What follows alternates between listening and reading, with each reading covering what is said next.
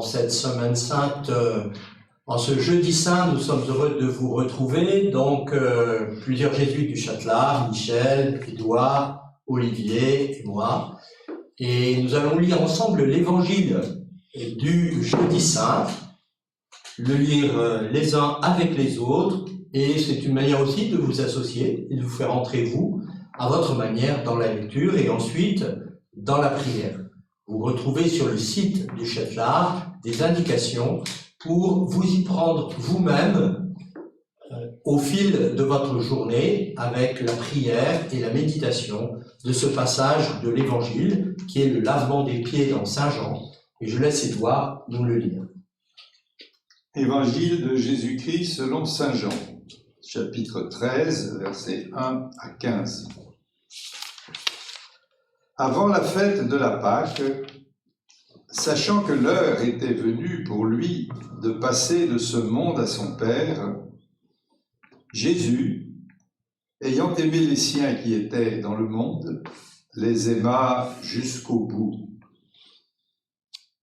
Au cours du repas, alors que le diable a déjà mis dans le cœur de Judas, fils de Simon l'Iscariote, l'intention de le livrer, Jésus, sachant que le Père a tout remis entre ses mains, qu'il est sorti de Dieu et qu'il s'en va vers Dieu, se lève de table, dépose son vêtement et prend un linge qu'il se noue à la ceinture. Puis, il verse de l'eau dans un bassin. Alors il se mit à laver les pieds des disciples et à les essuyer avec le linge qu'il avait à la ceinture. Il arrive donc à Simon-Pierre qui lui dit « C'est toi, Seigneur, qui me laves les pieds ?» Jésus lui répondit « Ce que je veux faire, tu ne le sais pas maintenant. Plus tard, tu comprendras. » Pierre lui dit « Tu ne me laveras pas les pieds, non, jamais. » Jésus lui répondit « Si je ne te lave pas, tu n'auras pas de part avec moi. » Simon-Pierre lui dit « Alors, Seigneur, pas seulement les pieds, mais aussi les mains et la tête. » Jésus lui dit « Quand on vient de prendre un bain, on n'a pas besoin de se laver, sinon les pieds. On est pur tout entier. Vous-même, vous êtes purs, mais non pas tous. » Il savait bien qui allait le livrer, et c'est pourquoi il disait « Vous n'êtes pas tous purs. »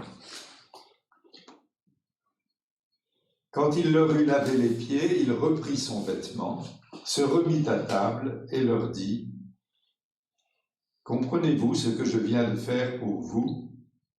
Vous m'appelez Maître et Seigneur, et vous avez raison, car vraiment je le suis.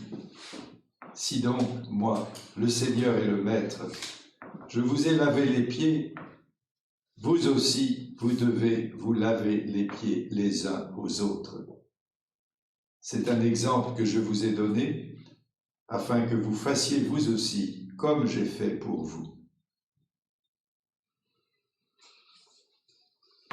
Merci.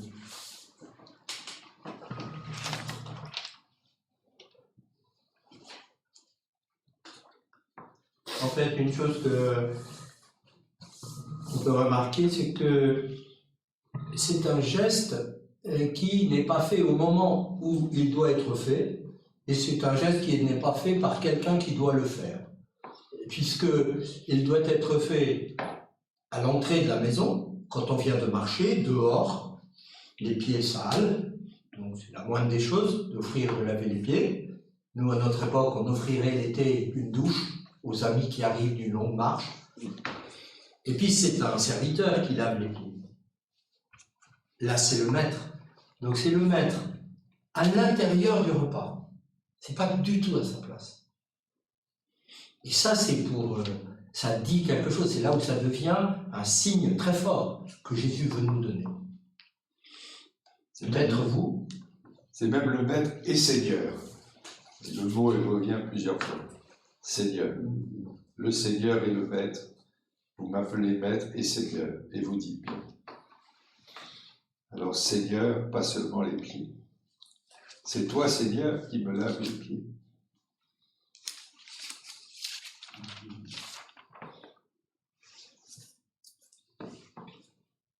quand il dit est-ce que vous comprenez ce que j'ai fait? Et de fait, ils ne peuvent pas le comprendre à cause de ce que tu dis. C'est pas placé au bon endroit, ce geste, et c'est pas fait par celui qui devrait le faire. Et il y a vraiment besoin d'une explication. Et alors, il y en a une qui est donnée ensuite, c'est pour donner un exemple. Il y en a une autre qui n'est pas donnée, qui est sous-jacente. Enfin, il faut le. C'est celle de vous avez marché avec moi jusqu'ici, maintenant c'est fini, le reste c'est pour moi. C'est-à-dire, c'est aussi, je vous lève les pieds parce que vous avez marché avec moi jusqu'à présent, vous avez les pieds sales, vous avez les pieds fatigués, asseyez-vous, c'est terminé pour vous, le reste c'est pour moi. C'est ça, aimer jusqu'au bout. Cette manière de dire, le reste c'est le Père qui me le donne. Comme une rupture. Voilà. Alors, ça fait rupture avec le déroulement normal du récit, parce que c'est pas ça qu'on attend, quoi. On attendrait, on continue avec toi, quoi. Et non, justement. D'où ça fait mieux comprendre la réaction de Pierre et de Jésus. Pierre qui dit, ben non, et Jésus dit, tu calmes. En même temps, la finale, c'est afin que vous fassiez vous aussi comme j'ai fait pour vous. Mais après. Voilà. Après. Oui, j'étais intéressé par le fait que c'est un geste qui ne se fait pas dans ce lieu-là. Et de fait, c'est quand même le dernier repas, le dernier temps qu'il passe avec eux. Et je pense que c'est ça qui est fort.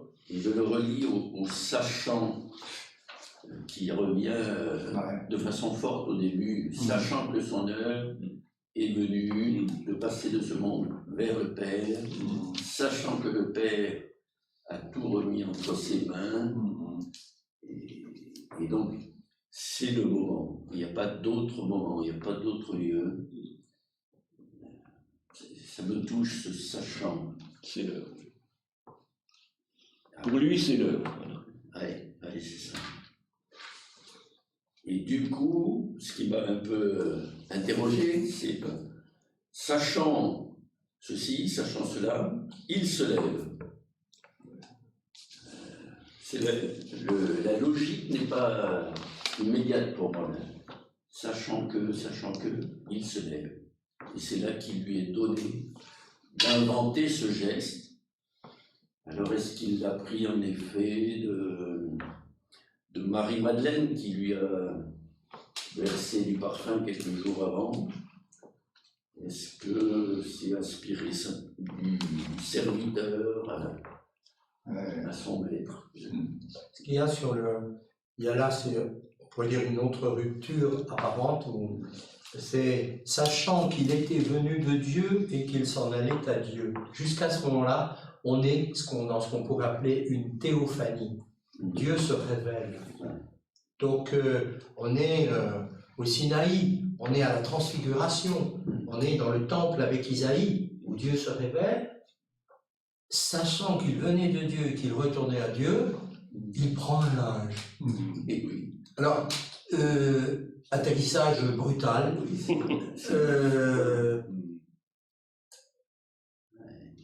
Et pour revenir à la rupture que disait Michel, je trouve que la route, c'est fini avec moi. Moi, je continue seul. Mais alors, pour eux et pour nous, en fait, on fait ce geste en dehors du coronavirus, dans la liturgie.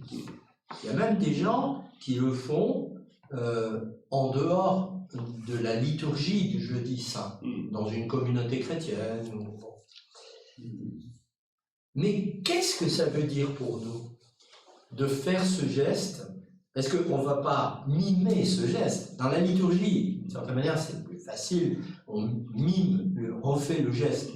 Dans une communauté avec des jésuites qu'on n'apprécie pas forcément, ça peut aussi être difficile à vivre. Pas forcément, ou un geste qui nous appelle.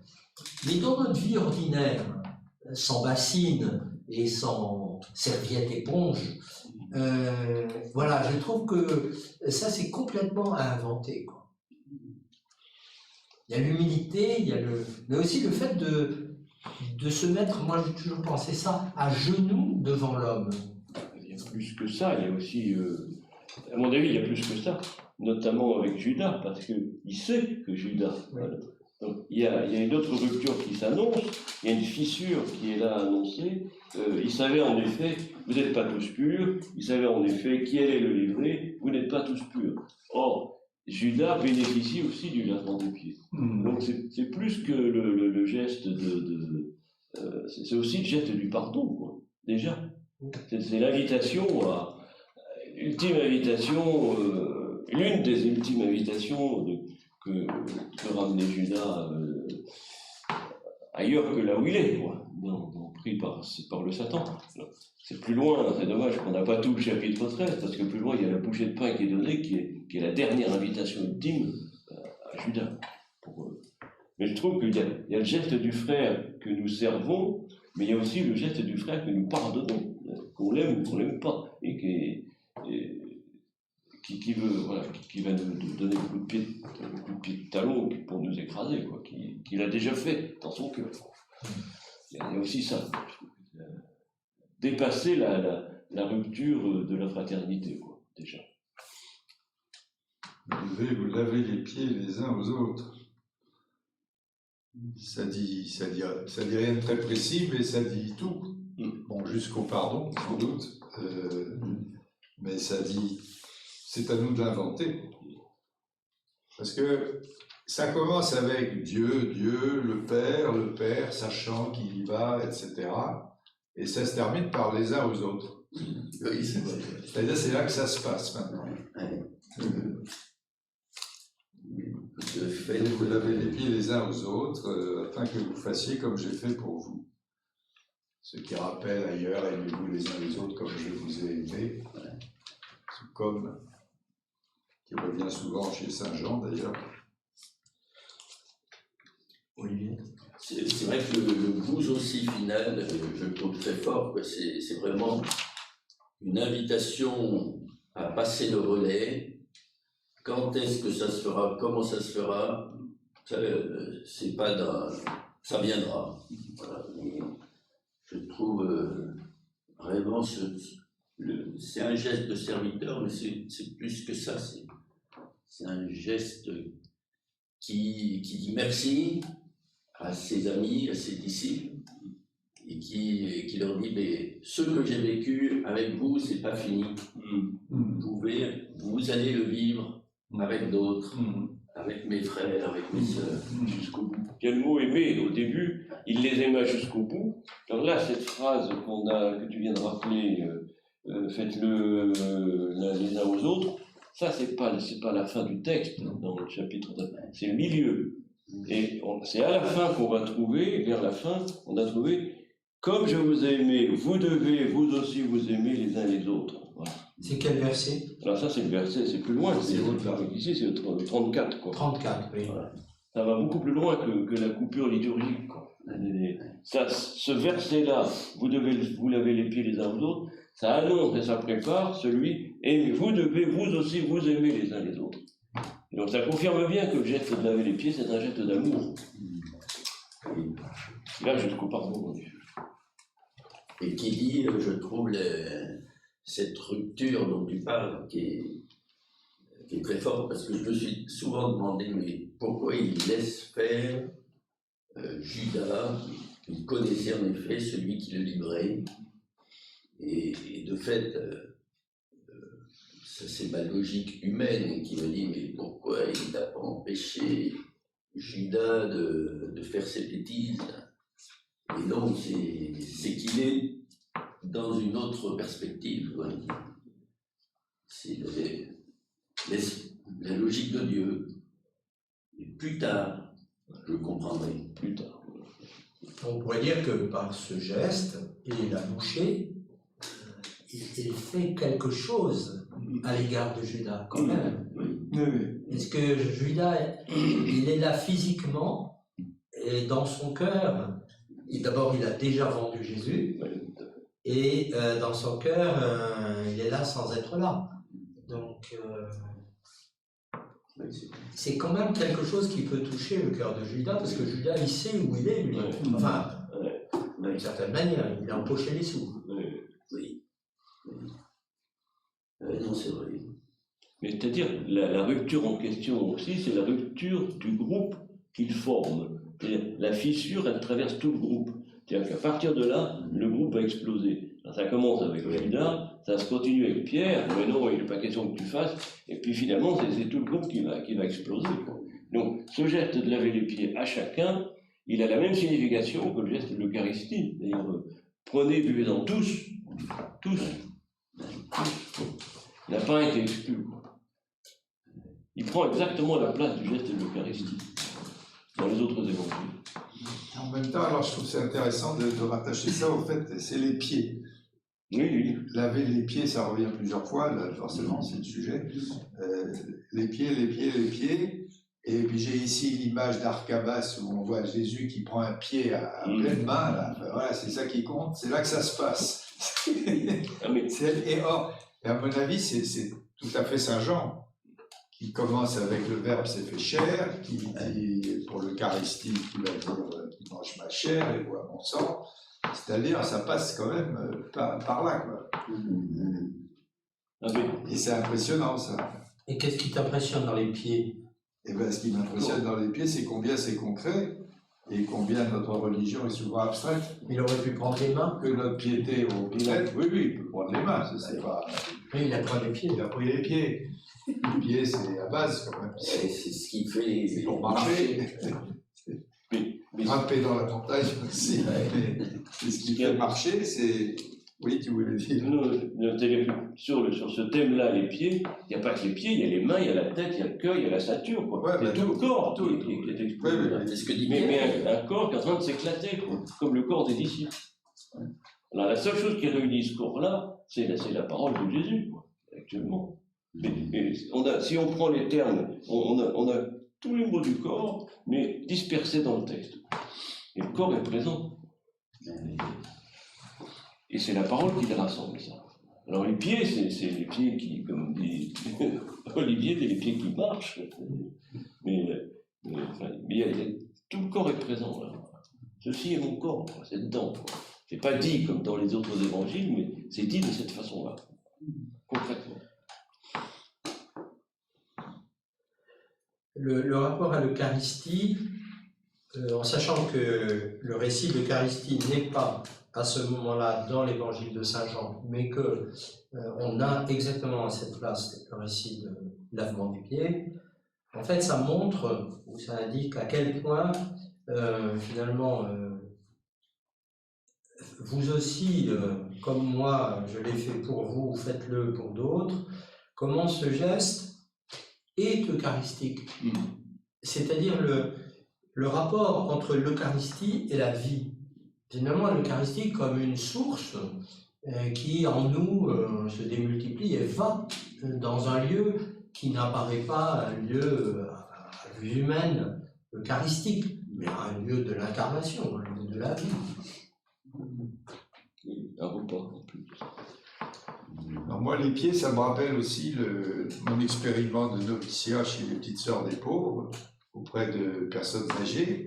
Il fallait surtout s'occuper de leurs pieds, soit les laver, soit surtout couper les ongles. Ça supposait qu'on s'intéresse à leurs pieds. S'intéresser à eux, c'était s'intéresser à leurs pieds. Donc ça doit être ça qui me parle. Jésus s'intéresse aussi à ses apôtres, c'est plus psychologique comme point de vue, mais c'est... Voilà, ça va jusque-là, quoi. Ils ont marché ensemble, quand même. D'ailleurs, le pied, on le retrouve dans le « Il se lève de table ». Verset. Ouais. Donc, verset 4, sachant que, etc., il se lève de table, donc il s'appuie sur ses pieds. Et c'est presque un geste de résurrection, je trouve. Il se lève de table. Et du coup, c'est vraiment... Vous, mes amis, ce que vous allez vivre, ce que j'ai vécu, vous allez le vivre à votre manière. Et ça s'oppose à un autre passage qui n'est pas dedans, ça s'oppose à la citation du psaume que fait Jésus un peu plus loin, il dit « Celui qui mangeait le pain avec moi, contre moi a levé le talon. » Talon. Donc ça s'oppose complètement. Verset. Il a levé le talon, bon, c'est le verset 18. C'est après le texte liturgique, mais ça s'oppose complètement. Ça. Et puis il y a aussi, à ce moment-là, au début, il se lève de table, alors dépose ses vêtements, laisse son manteau. Alors ça, c'est un acte, le signe d'un acte libre, parce qu'ensuite il sera dépouillé par les soldats. Et là, c'est l'anticipation, c'est-à-dire il donne sa vie librement à ce moment-là. De même pour l'Eucharistie. Et après avoir lavé les pieds, il reprit son vêtement. Voilà. Voilà, si vous avez une dernière chose à dire. Il y a une petite chose qui me vient, c'est sur tu comprendras plus tard, et juste après, curieusement, il dit comprenez-vous ce que je vous ai fait. Alors, d'un certain côté, il donne une piste pour rester ouvert à son geste, mais je ne pense pas qu'ils aient compris sur le coup. En tout cas, Pierre, il n'a rien compris. Mais le temps de Dieu n'est pas le nôtre. Mais nous non plus, on n'a rien compris. Oui, oui, c'est bon. C'est semé en nous. On comprend quand même que nos Eucharisties, si elles n'ont pas un rapport avec le lavement des pieds, il y a quelque chose qui ne va pas. Oui, oui, c'est vrai. Voilà. Donc nous arrêtons pour aujourd'hui et nous vous souhaitons à vous, auditeurs, lecteurs de la parole, de faire votre chemin avec ce passage du lavement des pieds en ce jeudi saint. Et nous vous retrouverons demain, vendredi saint, à 10h30. Vous pourrez sur le site trouver notre échange à votre disposition pour vous aider à vivre le vôtre. Bonne journée à vous.